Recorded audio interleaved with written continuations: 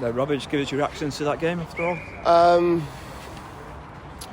I felt that for sort of 3/4 of the pitch in the first half, we were good, and then in the final third, I didn't enjoy us at all in the attacking third. Again, lacked quality, lacked the right decision making, and that's everyone. Set players are included in that. You know, any moment that we had that we could build a bit of momentum just fizzled out, and listen, the supporters made their feelings quite known with a song that they were singing, and I can't really blame them, because it was, like you say, from our defensive line to halfway inside Colchester's half, we were really good. But it's about scoring, and it's about creating, and it's about being exciting, and we weren't. It took us to go one down to get that into our game. So credit to the boys. That's 3 unbeaten.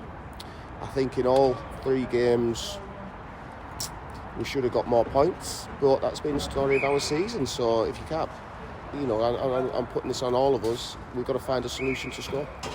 Talk about that final third in that first half. Can you put your finger on why that was the case? Yeah, quality. We're kicking the ball out of play. We're not missing the first man with crosses. We're not shooting. It takes, it takes a brave player to take those responsibilities on, and they can do it. I don't know if they're just a bit of stage fright at the moment, but second half, I don't know what the stats were. I presume that we had more attempts on goal and played the same way. So we need to make sure we do that on a regular basis. Were you pleased with the reactions to going a goal down? No, not really. For 10 minutes, I thought we had a mental wobble. We looked a little bit short of confidence in that 10 minutes, but after that, I was pleased. We got control of the game again. Made a couple of substitutions that I think brought a bit of energy to the team, and that's not a slight on the players you bring off. It's been a couple of big games and lots of travel. We changed formation a little bit, and we were probably the team that was going to win it, I think. It took a top-class strike from them to go into the lead, and we work our way back into it, and we had some nearly moments, we had some blocks, but we could maybe get a shot away a bit quicker, but I felt that we were the team that were going to win it after it got to 1-1.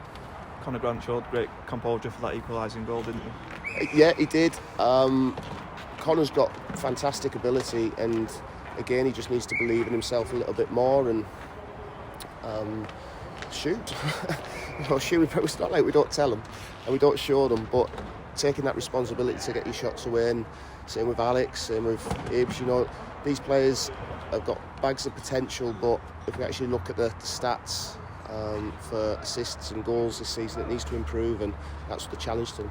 Luke Jarman came onto the pitch for his debut. What did you make of his performance? Yeah, really good.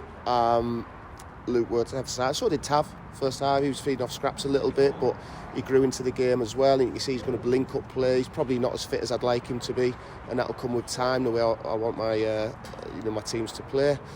But yeah, both of them did well, and you can see Luke's a big lad, and he can win flick-ons and bring others into the game. So yeah, they'll complement each other quite well, I think.